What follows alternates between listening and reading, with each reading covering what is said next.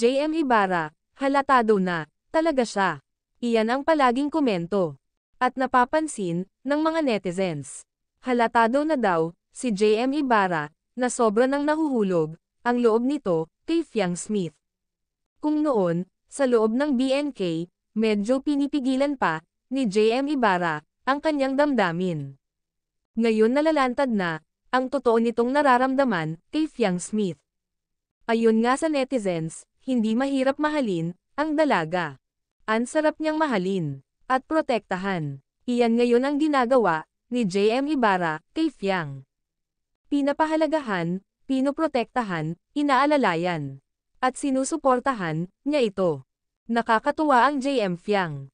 Bihira sa mag-love team, ang best friend muna. At nauwi sa love team, hanggang nagkakaibigan na.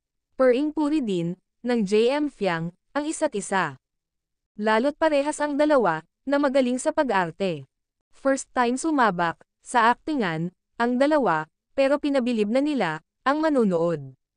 Marami kang mabasa, sa comment section, na parang datihan na, ang JM Fiang, sa pag-arte. Ibig sabihin lang nito, kuhang-kuha ng JM Fiang, ang kilati, ng manunood.